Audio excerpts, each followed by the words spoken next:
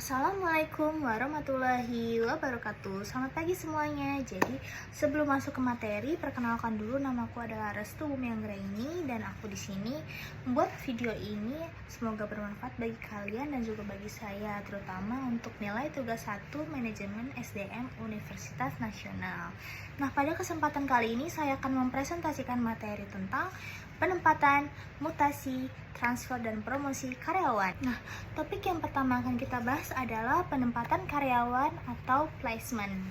Nah, teman-teman, placement itu adalah proses menempatkan seseorang pada posisi yang sesuai dengan kualifikasi, keterampilan, dan juga minatnya. Menurut Handoko, penempatan yang tepat dapat meningkatkan produktivitas dan mengurangi risiko kesalahan kerja. Prinsip dasarnya adalah the right man in the right place. Artinya, setiap orang harus ditempatkan sesuai dengan kemampuan dan tanggung jawab yang tepat. Tujuan dari penempatan karyawan ini adalah untuk memastikan bahwa orang yang direkrut ini benar-benar cocok dengan posisi yang diberikan. Selain itu, penempatan juga bertujuan memaksimalkan potensi individu, menekankan tingkat turnover, serta meningkatkan efisiensi kerja.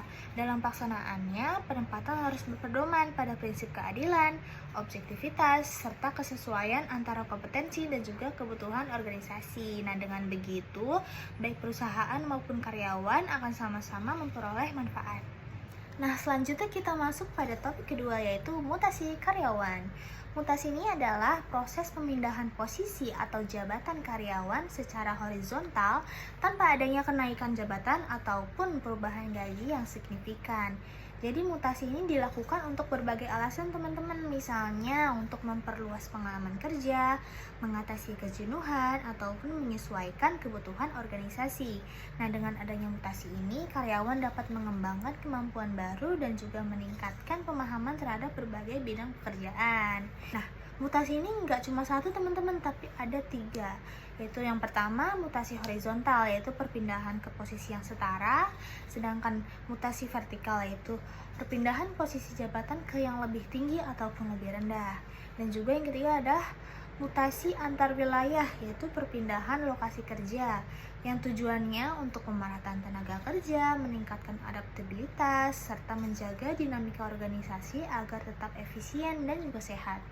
Nah, selanjutnya ada transfer karyawan. Jadi secara umum transfer ini artinya hampir sama dengan mutasi, yaitu perpindahan posisi ataupun jabatan. Namun transfer biasanya lebih berorientasi pada kebutuhan operasional, misalnya karena adanya kekosongan jabatan ataupun perubahan struktur kerja. Jadi transfer dilakukan untuk menjaga kelancaran kegiatan organisasi bukan untuk pengembangan individu saja. Nah, teman-teman, kita masuk ke bagian terakhir dan sangat penting dalam pengelolaan SDM, yaitu promosi atau promotion. Jadi, promosi ini adalah peningkatan jabatan seorang karyawan ke posisi yang lebih tinggi dengan tanggung jawab, wewenang, dan juga imbalan yang pasti lebih besar. Jadi, promosi merupakan bentuk penghargaan atas prestasi dan dedikasi karyawan terhadap organisasi itu sendiri.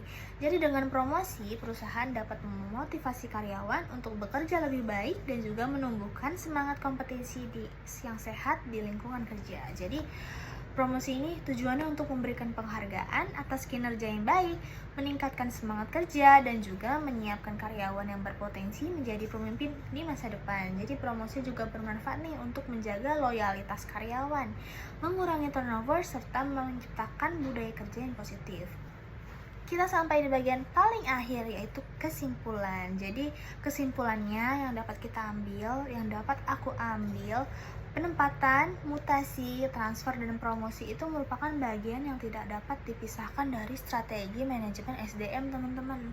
Jika keempat proses ini dilakukan dengan baik, maka organisasi pasti akan mendapatkan karyawan yang kompeten, termotivasi, dan juga loyal. Jadi sementara itu karyawan juga akan merasa dihargai, memiliki kesempatan berkembang, dan lebih bersemangat dalam bekerja. Jadi dengan demikian, keseimbangan antara kepentingan organisasi dan juga kesejahteraan karyawan dapat terwujud. Nah, begitu teman-teman. Mungkin kita sudah selesai videonya sampai sini. Terima kasih teman-teman atas perhatiannya dan juga terima kasih sudah menonton video ini sampai akhir. Semoga materi ini bermanfaat bagi kalian dan juga bagi aku sendiri. Jika ada kesalahan mohon maaf. Wassalamualaikum warahmatullahi wabarakatuh.